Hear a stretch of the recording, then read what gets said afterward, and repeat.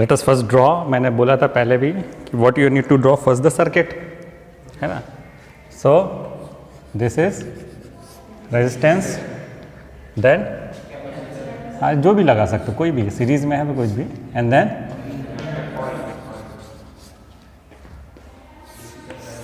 है ना, and then ऐसे. Okay, this has got resistance R. So what will be the potential drop here? I R. ठीक है. This is capacitance. What will be the इसको मैं क्या बोलूँगा? V in the resistance.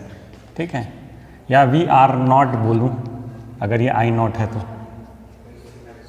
ठीक है. इसका कैपेसिटेंस C है, तो what is the potential drop here? I naught X C, है ना. और इसको मैं क्या बोल सकता हूँ? V C not. ठीक है. इसमें पोटेंशियल ड्रॉप क्या होगा? I नॉट एक्सएल, और इसको मैं बोल सकता हूँ वी एल नॉट. ठीक है. Is it clear? है ना. Here V total and V current in face. Here V तो I कैसा रहेगा? कैपेसिटेंस में लीड करेगा, और यहाँ पे अगर भी ऐसा है I लैग करेगा, है ना. और साथ में सेम करंट रहेगा. ओके. सपोज हम बोलते हैं V is equal to V not sine omega t. ठीक. तो this V is equal to VR plus VL plus VC. ठीक है. अब इसका सॉल्यूशन हम क्या करेंगे? फेजर के, एनालिटिकल भी होता है, फेजर से निकालेंगे. तो फेजर बनाना है अपने को. ठीक. ओके. तो सबसे इजी क्या है? पहले मैं क्या बना लूँगा? रेजिस्टर्स का, है ना. तो मैं बोलूँ पहले क्या बना लेता हूँ? VR नॉट, है ना.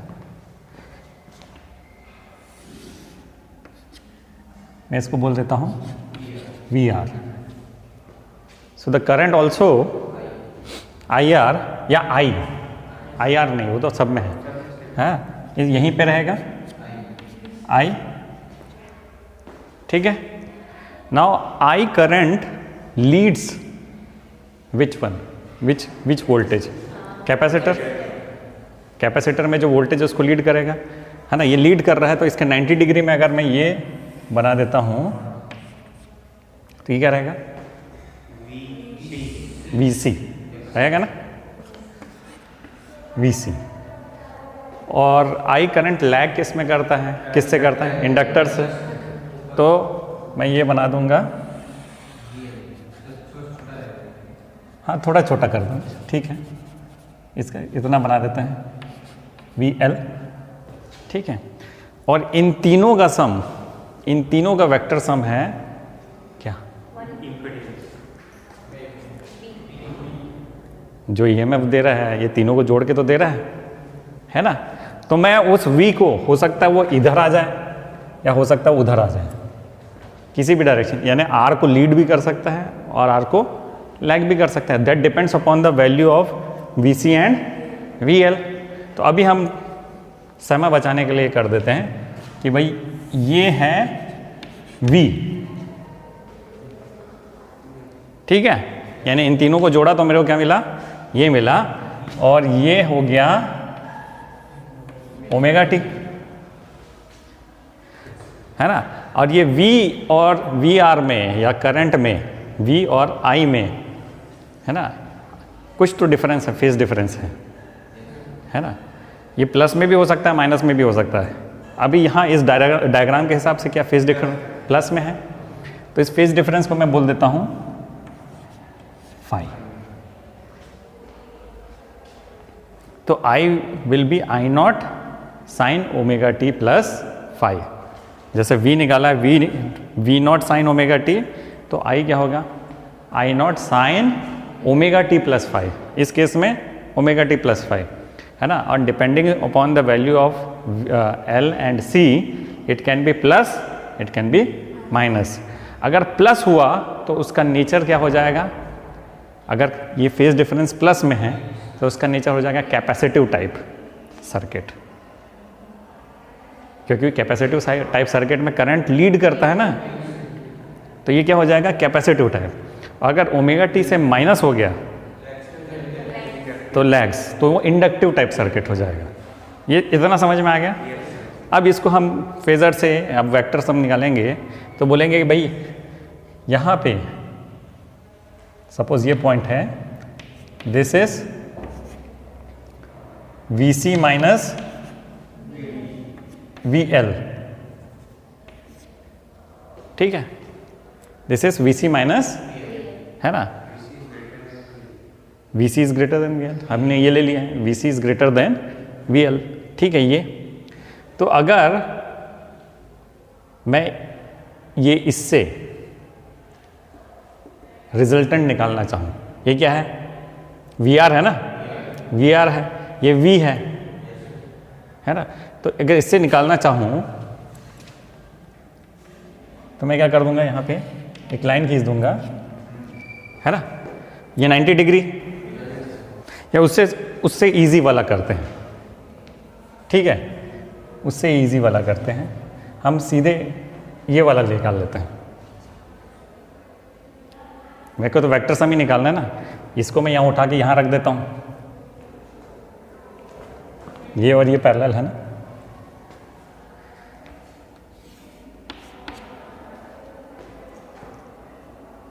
तो ये हो गया 90। अरे इसको यहाँ से उठा के यहाँ रख दिया तो 90 नहीं हो गया यार, हो गया। अब ये क्या है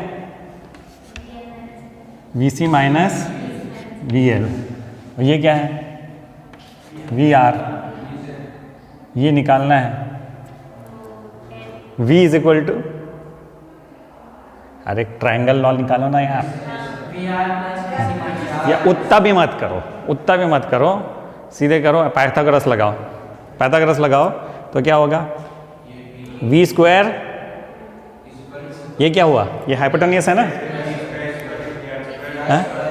है ना, तो मैं यहाँ पे लिखूँ v square is equal to V R square plus whole square. इतना समझ में आ गया ना, यही कल कंफ्यूजन हो गया था, है ना, ये इसको मैं यहाँ से जोड़ दिया था जबकि इसको यहाँ से यहाँ उठा के रखना था, ठीक है।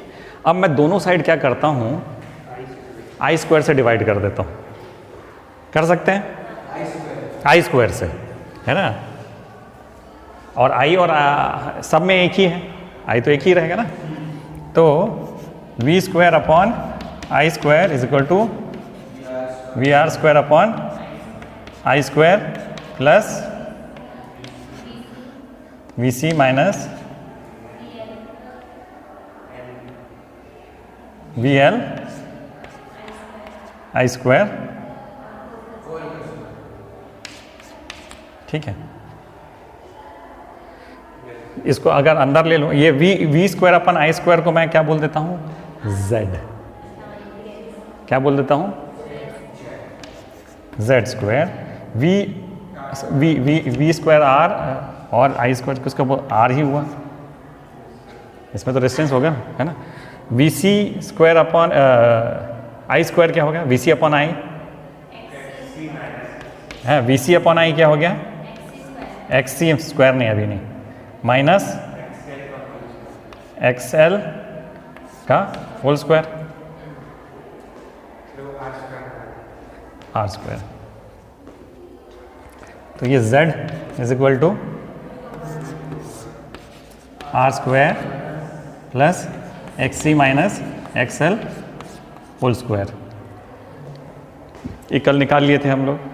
है ना। इसमें एक चीज़ देखने वाली बात ये थी कि भाई मुझे फाई की वैल्यू चाहिए, फाई। तो मैं एक काम करता हूँ, एक उसको उठा के एक ट्रायंगल बना देता हूँ। ऐसे ही बन रहा है ना, ये 90, ये फाई, है ना, और 90 और फाई से क्या जुड़ा हुआ है, वी आर। तो वी आर को मैंने उससे डिवाइड कर दिया आई स्क्वायर से, तो क्या हो गया वो आर। ये क्या है यहाँ पे आर, ठीक है।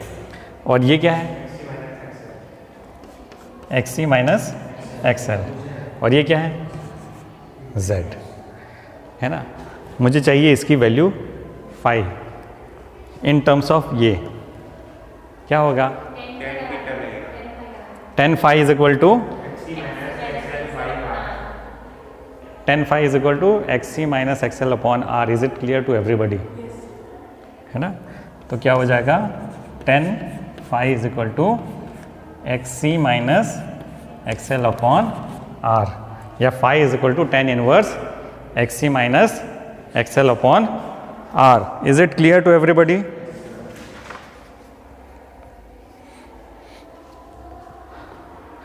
So yesterday I told you Z is the impedance. Okay. Now yesterday I also discussed कि भाई ये जो Z है, what it will try to do, it will try to resist the flow of current, है ना। और अगर maximum current flow होना है तो इम्पीडेंस को सबसे मिनिमम होना चाहिए। अगर मैक्सिमम करंट फ्लो होना है तो इम्पीडेंस को मिनिमम होना चाहिए। इम्पीडेंस मिनिमम कब होगा, when XC is equal to XL, है ना। अगर किसी भी केस में अगर एक्सी बड़ा हो गया या एक्सएल बड़ा हो गया, तब भी उसका इफेक्ट क्या होगा, वो इम्पीडेंस को बढ़ाएगा, क्योंकि आर स्क्वायर पे वो ऐड हो रहा है, आर स्क्वायर पे वो ऐड हो रहा है। तो वो कंडीशन जब मैक्सिमम करंट फ्लो हो, यानी कि वो कंडीशन जब Z मिनिमम हो, and that will be equal to, अगर Z मिनिमम की वैल्यू क्या होगी इसमें, R। Z मिनिमम की वैल्यू क्या होगी, R। आ रहा है ना भाई सबको समझ में? यानी मैंने R कैसे हुआ, जब XC is equal to XL, तो वो R स्क्वायर बचा, बाकी तो गायब हो गया। तो Z is equal to under root R square, यानी R, यानी power is dissipated only through resistive circuit. Okay, यानी वो it will act as a purely resistive circuit, ठीक है। तो उस कंडीशन में हमने कल निकाला था द कंडीशन ऑफ, इसको रेजोनेंस बोलेंगे कि क्या बोलें, इसको रेजोनेंस बोलेंगे, है ना। That is condition of resonance, है ना, when maximum current is flowing through the circuit, LCR circuit. Resonance क्या होता है, it is a condition when the maximum current is flowing through the circuit. फिर से निकाल के दिखाऊं कि आप निकाल लोगे। Resonance condition, what is the formula? तो मैक्सिमम करंट को हम कैसे डिनोट करते हैं, I नॉट से।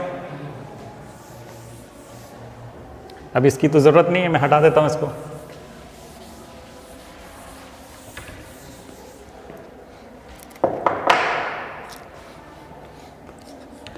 I नॉट, है ना।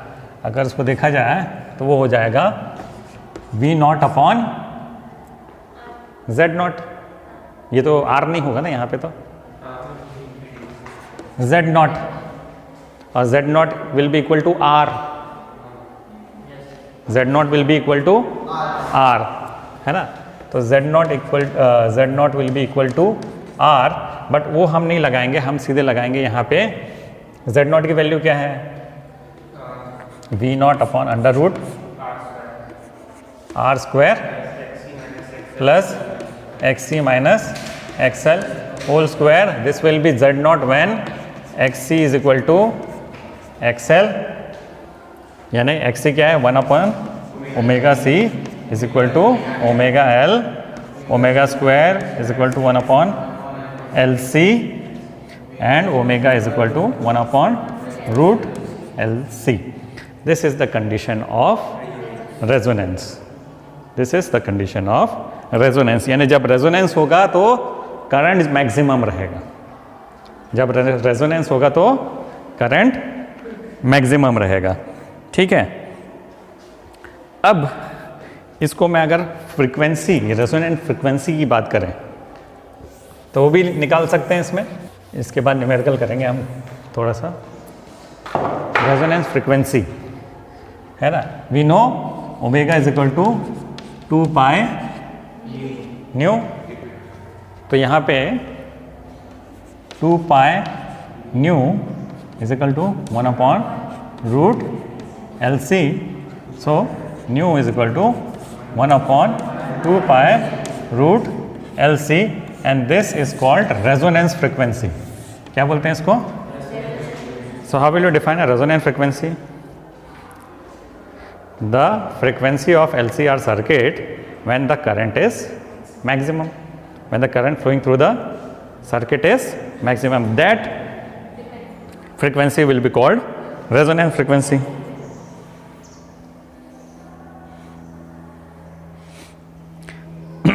अच्छा, रेजोनेंट फ्रिक्वेंसी को भी हम क्या और दूसरा नाम है नेचुरल फ्रिक्वेंसी. और किस नाम से जानते हैं उसको? Natural frequency. तो व्हाट इज नेचुरल फ्रिक्वेंसी? आप लोग पिछले साल पढ़े हो ना नेचुरल फ्रिक्वेंसी? ये झूठ मत बोलो रे. हैं? ऑसिलेशंस पढ़े हो ना तुम लोग?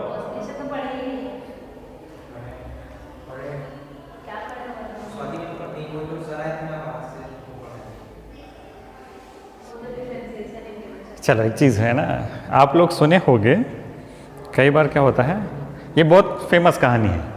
ब्रिज में जब आर्मी मार्च करती है तो उनको बोलते हैं कि परेड एक साथ जो करते हो वो मत करो. क्यों बोलते हैं ऐसा? क्यों टूट जाएगा? तो एक साथ फोर्स लगे तो हाथी चल जाता है, इतना भारी भारी हाथी, इतने ट्रक्स चले जाते हैं, तब तो नहीं टूटता. और आदमी निकल रहा है बस चलते हुए और टूट जाएगा. बहुत बड़े एरिया में फोर्स लगेगा तो और कम हो जाएगा भाई साहब, प्रेशर तो कम हो गया ना. अरे बहुत बड़े एरिया, अरे सुई चुभाओगे और डस्टर को उससे भी ज़्यादा फोर्स से लगाओगे तो कहाँ दर्द होगा? हैं? समझो इस बात को. इसलिए बोलते हैं कि हर एक मटेरियल का ना एक फ्रिक्वेंसी है. हमारा भी एक फ्रिक्वेंसी है. हमारे कान का भी, कान के पर्दे फट जाते हैं बोले ना, तो इतनी ज़ोर से आवाज़ करते हैं तब तो नहीं फटते. तो कौन से, जैसे वो गाने गाते वाले वो ऑपरेटर सिंगर होते हैं, आ करते हैं वो तो कांच का वो ग्लास तो टूट जाता है. टूट जाता है कि नहीं? देखो कभी ऐसा. ऐसा क्यों हो जाता है? उस ग्लास का जो मटेरियल है उसकी एक नेचुरल फ्रिक्वेंसी है. अगर हम कोई ऐसी एनर्जी दें, उसकी फ्रिक्वेंसी और इसकी फ्रिक्वेंसी मैच करें, तो ना क्या होता है कि उसके अंदर का जो एनर्जी है वो बहुत ज़्यादा बढ़ जाता है. एग्जाम्पल देता हूँ. झूला झूलते हैं, झूला झूलते हैं ना, तो ऐसे ऑसिलेट करते हैं, ऐसे ऐसे ऐसे. कभी झूला झुलवाया है? कब फोर्स लगाते? जब ऐसे आ रहा तब फोर्स लगाते हो? यानी जैसे स्विंग कर रहे हैं, ऐसे झूला स्विंग कर रहा है ना. तो अब ये ऐसा आया तो फोर्स लगाओगे तो क्या होगा? डैम्पन हो जाएगा. लेकिन ये जब ऐसे करके आखिरी में आ गया तब फोर्स लगाए तो क्या होगा? एम्पलीट्यूड बढ़ जाएगा ना उसका. एम्पलीट्यूड मालूम है ना? एम्पलीट्यूड. फ्रीक्वेंसी तो वही रहेगी, फ्रीक्वेंसी चेंज नहीं होगा. To and fro motion naturally, जैसे पेंडुलम हिलता है ना. हमने अपने पिछले साल में तो लास्ट में करवाया था कि कितना भी उसके धागा को लंबा कर दो, ये सब चीज़ कर दो, फ्रीक्वेंसी और टाइम पीरियड चेंज नहीं होगा. कराया था, याद है ना? तो जैसा वो फ्रीक्वेंसी जिस टाइम पीरियड में जिस फ्रीक्वेंसी में वो चल रही है वो तो वैसे ही रहेगी. लेकिन आप क्या कर रहे हो? उसके एम्पलीट्यूड को बढ़ा रहे हो. जब आप ये एनर्जी दे रहे हो तो क्या कर रहे हो? एम्पलीट्यूड बढ़ते जा रहा है ना. राइट टाइम पे धक्का दोगे तो बढ़ेगा, और राइट टाइम पे धक्का नहीं दोगे तो क्या होगा? कम हो जाएगा. यानी एक बार फोर्स ऐसे एक्ट कर रही है और आपने फोर्स एक्ट करवा दिया ऐसे, तो कम हो जाएगा. लेकिन फोर्स जैसे ही यहाँ एंड में पहुँची तो उसका डायरेक्शन क्या हो जाएगा? चेंज हो जाएगा ना, इस डायरेक्शन में आ जाएगा. और इसी डायरेक्शन में आपने फोर्स लगा दिया फिर से, तो ये फ्रीक्वेंसी मैच हो गया, आपका फोर्स लगाने का फ्रीक्वेंसी और झूले का फ्रीक्वेंसी मैच हो गया। तो क्या होगा, एम्पलीट्यूड बढ़ते जाएगा। और वो जो ब्रिज है उसकी भी एक नेचुरल फ्रीक्वेंसी है। जब सैनिक लोग कदम ताल कर रहे हैं तो फोर्स लगा रहे हैं, तो ऐसा नहीं है कि ज़रूरी नहीं है कि हमेशा टूट जाएगा। कभी हो सकता है कि उनकी जो फोर्स लगाने की फ्रीक्वेंसी है वो ब्रिज से मैच कर गई, तो क्या हो जाएगा, एम्पलीट्यूड बड़ा हो जाएगा। और इतना बड़ा एम्पलीट्यूड हो जाएगा कि वो ब्रिज संभाल नहीं पाएगा और ब्रिज टूट जाएगा। जैसे यहाँ पे करंट बड़ा हो रहा है ना, जैसे नेचुरल फ्रीक्वेंसी में क्या हो रहा है, मैक्सिमम करंट फ्लो हो रहा है ना, उसके इधर हो या उधर हो करंट कम हो जाएगा। अभी देखेंगे इसको, उसके फ्रीक्वेंसी की कम कर दो या फ्रीक्वेंसी को बढ़ा दो तो करंट कम होगा ही होगा। समझ रहे हो बात को? लेकिन वो ऐसा फ्रीक्वेंसी है जहाँ पे करंट मैक्सिमम होगा, तो उसका कर्व भी बनाएंगे अभी, ठीक है। तो इससे क्या होगा कि एट दैट टाइम जब वो नेचुरल फ्रीक्वेंसी मैच कर गया, उस समय मैक्सिमम करंट फ्लो होगा। तो क्या होता है, आपके घरों में वो टीवी चैनल को ट्यूनिंग करते हो ना आप, टीवी चैनल है और ये सब चीज़ हैं, है ना, तो एक ही LCR सर्किट है और इतने सारे चैनल्स हैं, है कि नहीं? हाँ हाँ, मैक्सिमम LCR सर्किट से चलता है वो। आपका रिमोट LCR सर्किट से चलता है, आपके रेडियो LCR सर्किट से चलते हैं, है ना, जितने भी सिग्नल प्रोसेसिंग है वह LCR सर्किट से। क्यों? क्योंकि आपने वो पिक्चरों में देखा होगा कौन से फ्रीक्वेंसी में मैसेज भेजा, सैनिक लोग बात करते हैं ना, इस फ्रीक्वेंसी में मैसेज भेजा, उस फ्रीक्वेंसी में मैसेज भेजा। That means what we have decided, we have वो सिग्नल को उस फ्रीक्वेंसी से मैच करवा दिया, है ना। अब मैं ट्यूनिंग करता हूँ तो मैं क्या करता हूँ, हमारा जो कैपेसिटर है इट इज़ उसको एडजस्टेबल कैपेसिटर है। LCR में जो C है वो एडजस्टेबल है, C को मैं चेंज करता हूँ। तो चेंज करके क्या करने की कोशिश करते हैं, जब मैं C को चेंज कर रहा हूँ तो मैं क्या करने की कोशिश कर रहा हूँ, what I am trying to do is I am trying to match XC and XL। क्या कर रहे हैं हम लोग, XC को XL से मैच कर रहा हूँ, और जिस पॉइंट में XC से XL मैच हो गया तो ये क्या मिल गया मेरे को, वो मैचिंग फ्रीक्वेंसी मिल गई, यानी उस मैचिंग फ्रीक्वेंसी में करंट मैक्सिमम हो जाएगा। फिर जो भी काम करवाना चाहते हो उससे, रेडियो से आप क्या उस स्टेशन को ट्यून हो जाएगा, टीवी से वो चैनल ट्यून हो जाएगा, जो जो चीज़ें करवाना चाहते हो वो हो जाएगा। तो हम क्या करते हैं, मैक्सिमम जितने भी फ्रीक्वेंसी एक साथ भेज देते हैं चैनल में, यानी आपके एंटीना में जो कैच करता है वो सारे फ्रीक्वेंसीज को कैच करता है। आपको जिस समय पे जो चैनल देखना है हम उतना उसको मैच करवा देते हैं, उस जगह पे XC XL मैच करवा देते हैं, तो उस समय वो चैनल आने लगता है। Is this clear? थोड़ा समझने में टाइम लगेगा क्योंकि जब हम कंप्लीट वो करेंगे। देखिए, इसको हम शार्पनेस ऑफ द सिग्नल भी बोलते हैं, शार्पनेस ऑफ रेजोनेंस, और इसमें Q फैक्टर भी आता है, उसको भी देखेंगे, है ना। मेरे LCR सर्किट में एक ही ऐसा करंट है I0, जहाँ पे जो नेचुरल फ्रीक्वेंसी को मैच करेगा, है ना। मैं इसको बोल दूंगा यहीं पे I0 मिलेगा मेरे को। क्या मिलेगा मेरे को? यहीं पे I0। लेकिन I0 की वैल्यू चेंज हो सकती है, हर एक सिग्नल के हिसाब से सबका अलग अलग I0 होगा, है ना। कैसे? एक ऐसा हो सकता है, एक ऐसा हो सकता है, ठीक है। यहाँ पे I0 इधर आ गया, इसमें I0 यहाँ आ गया, इसमें I0 यहाँ आ गया, और इधर जाऊँ चाहे मैं XC को बढ़ाऊँ या XL को बढ़ाऊँ तो करंट की वैल्यू दोनों साइड कम हो रही है ना। मैक्सिमम करंट मेरे को यहाँ पे मिल रहा है, इस कर्व में, इस कर्व में मेरे को मैक्सिमम करंट यहाँ मिल रहा है, इस कर्व में यहाँ मिल रहा है, इस कर्व में यहाँ मिल रहा है। तो दे आर डिफरेंट फ्रिक्वेंसीज, है ना, लेकिन एक ही चैनल में मैंने भेज दिया डिफरेंट फ्रिक्वेंसीज।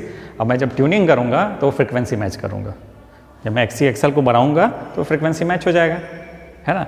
तो ये हो जाएगा ν1, ये हो जाएगा ν2, ये ν3। Is this clear? तो हमको यही लगता है ना कि इतने सारे चैनल एक ही टीवी में कैसे आ जाते हैं, तो हमारे पास में अलग अलग फ्रिक्वेंसीज हैं।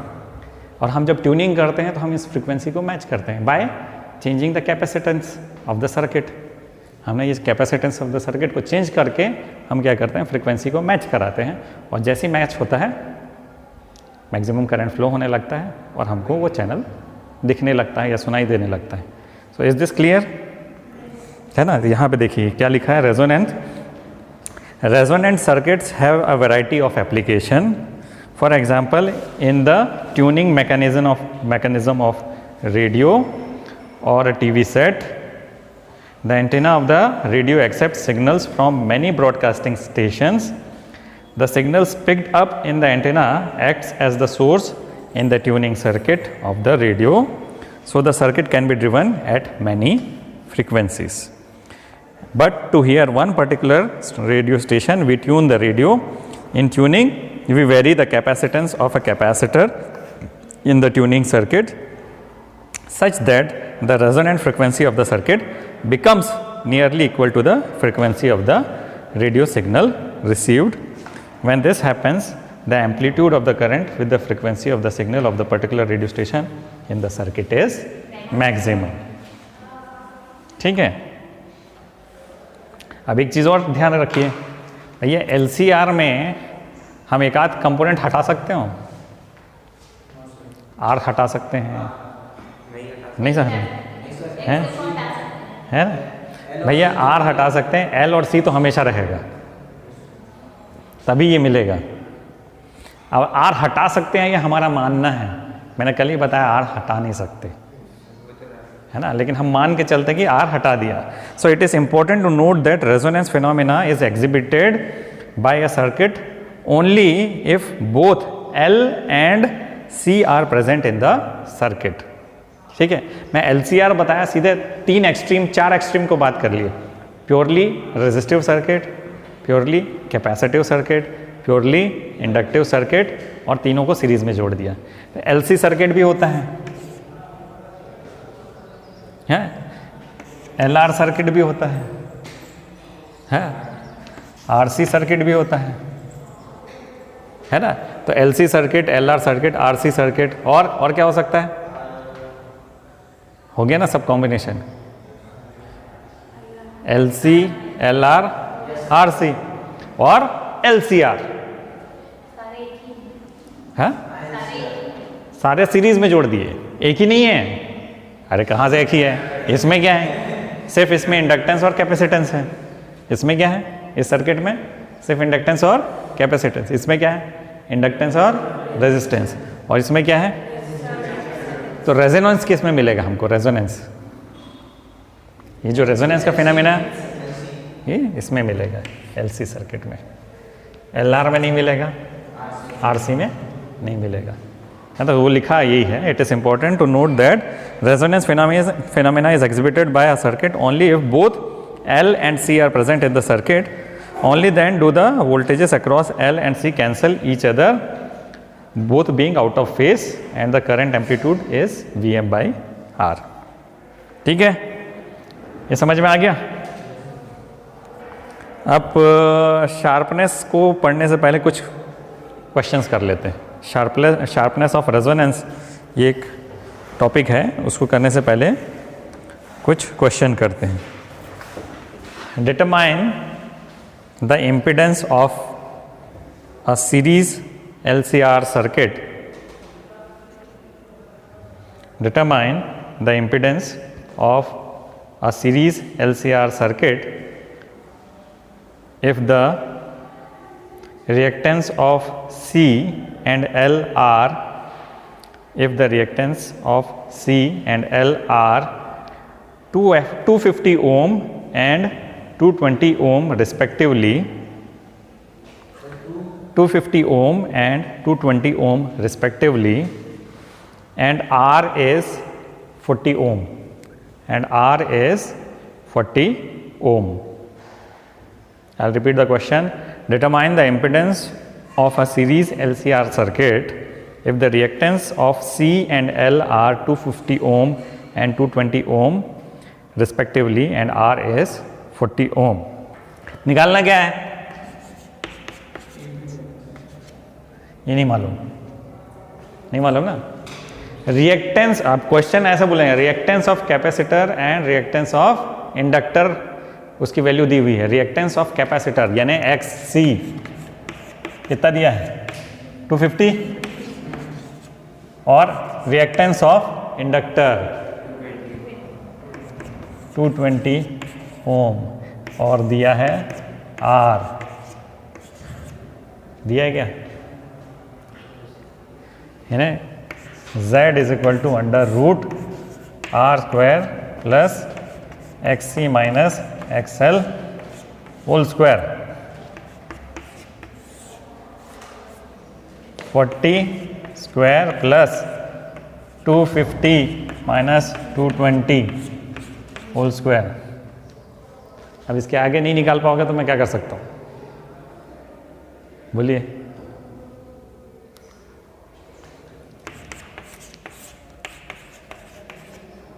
टू 250 माइनस 220 कितना होता है, एक मिनट, कितना होता है, इतना सिंपल अलजेब्रा में आप वहां पे मिस्टेक कर रहे हो। 30 का स्क्वायर क्या होगा 900 under root 25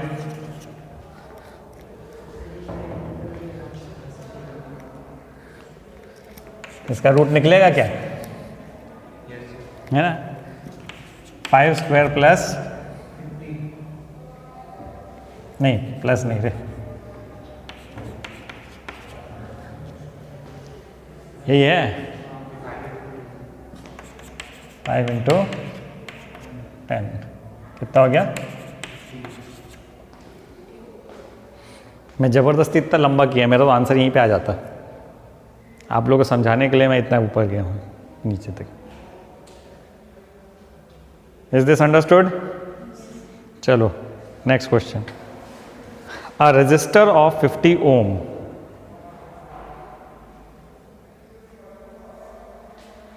a resistor of 50 ohm and an inductor of 20 by pi Henry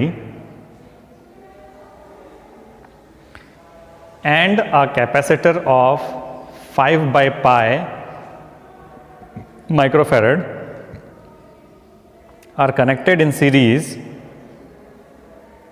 to a voltage source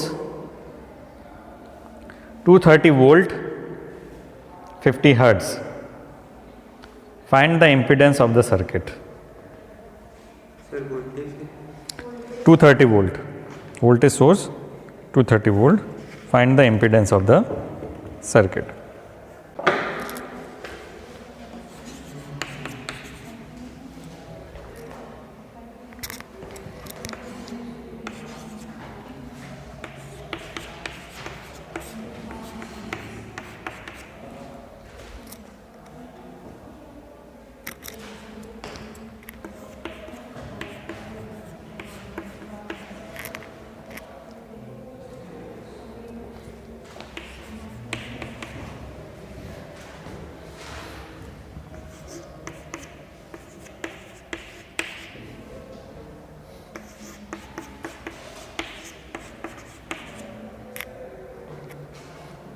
काफ़ी है, इतना डेटा काफ़ी है।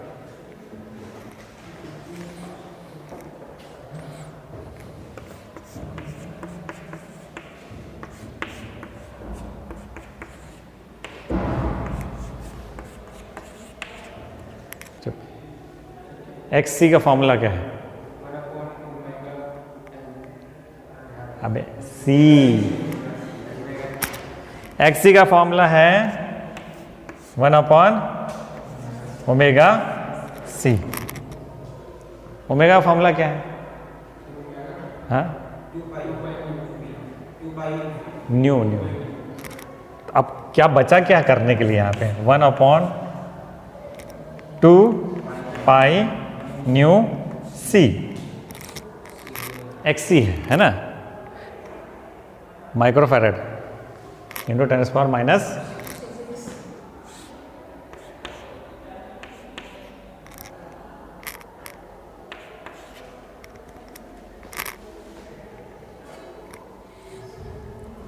निकालें 1/2 पाई, सी की वैल्यू क्या, न्यू की वैल्यू क्या है 50 है कि नहीं, न्यू की वैल्यू 50, सी की वैल्यू क्या है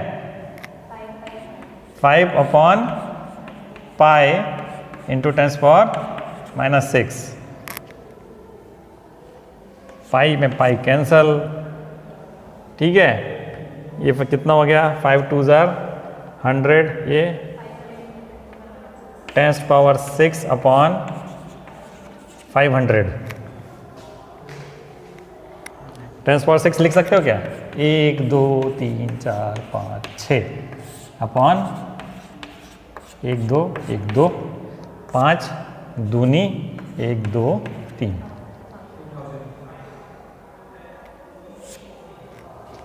करेक्ट है क्या, 2000 क्या है ये XC, क्या कुणाल भाई साहब समझ में आया, XC 2000 क्या ओम,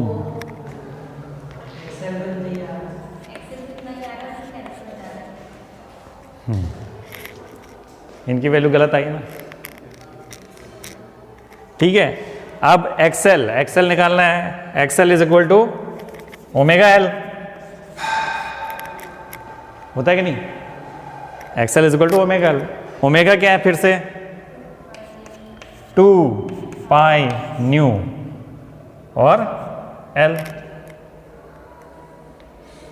तो 2 इंटू पाई कितना, पाई न्यू कितना 50, एल कितना 20/पाई, पाई पाई कैंसल है ना, ये हो गया 2000।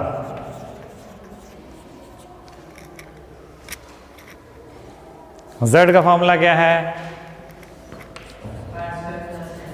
Z is equal to √R² plus XC minus XL whole square √50² plus 2000 minus 2000 whole square 50² 50 ohm. हाँ जी एकता मैडम, आपका डेसिमल में कैसा है मेरे को बताना थोड़ा सा।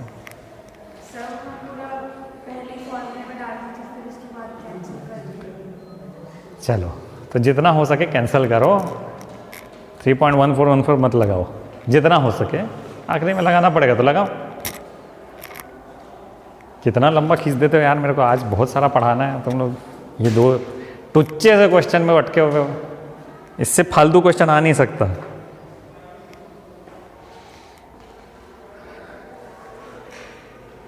चलो एक क्वेश्चन और इसको प्लीज कर देना, सिर्फ तू नहीं सब लोग कर देना।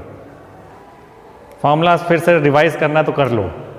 XC क्या होता है 1/ओमेगा L, तो ओमेगा C, ओमेगा क्या होता है 2 पाई न्यू, Z क्या होता है ये, अभी मैं थोड़ा अभी फेज एंगल निकालने बोलूँगा तो पता नहीं तुम लोग के तो हाथ पाँव ढीले हो जाएंगे तुम्हारे। What is the formula of phi, tan inverse XC minus XL upon R। Refer कर लो अगर नोट्स बना रहे हो तो। चलो क्वेश्चन करो। A 0.3 Henry inductor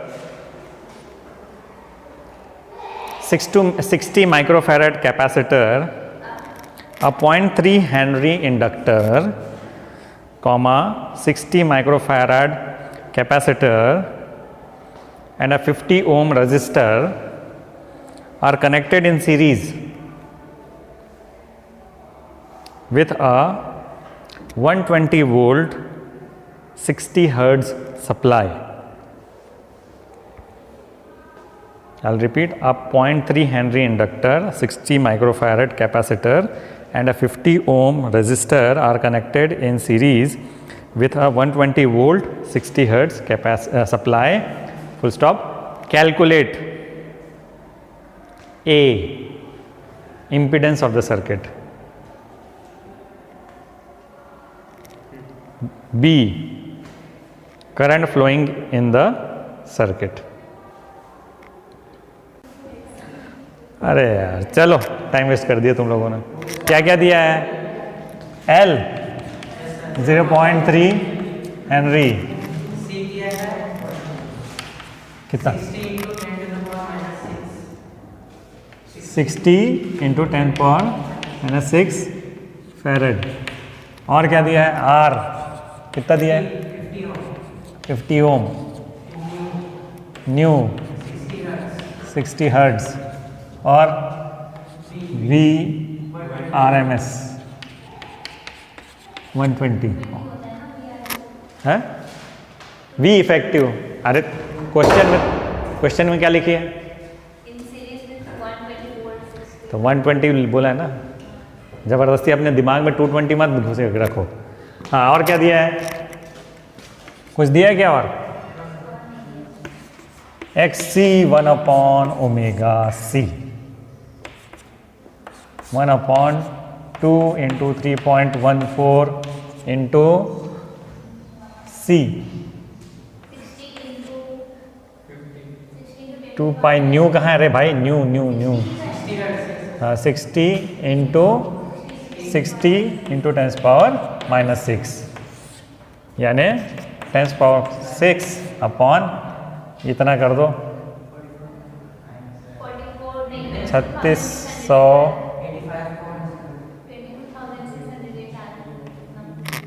22,000। हाँ, तो ये हो जाएगा 44.23 ओम। ठीक। XL is equal to omega L is equal to 2 3.14 60 into 0.3 हो गया।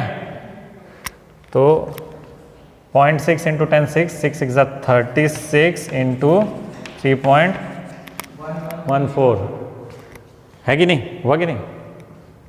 तो ये कितना हो गया? 113.04। हाँ, XC मिल गया, XL मिल गया। Z is equal to √R² plus XC minus XL। कुछ किसी को कोई डाउट? क्या? 2 पाई न्यू इंटू L 0.3। क्या लिखा था तुम? 360 क्यों हो गया? अरे मैंने 2 इंटू 0.3 कितना होता है? 0.6। 0.6 इंटू 60 होगा 36। हो गया। ये क्या हुआ? R² 50² प्लस 113.04 माइनस 44.23 11 नहीं है, क्या था? XC। हाँ, अरे कुछ भी कर यार, स्क्वायर तो होना है ना। 44.23 माइनस 113.04 स्क्वायर। कुछ भी करो, इससे उसको माइनस करो, उससे इससे माइनस करो, जब तक अल्टीमेटली तो स्क्वायर होगा, है ना। कितना होगा? 2500 प्लस ये कितना है? करो माइनस होल स्क्वायर। कितना हो गया अंदर में? Under root. टोटल बता, टोटल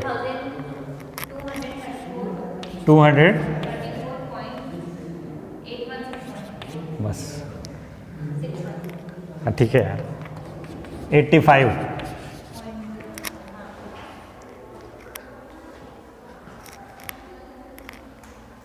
ये आ गया। उसके बाद सेकंड क्वेश्चन पूछा है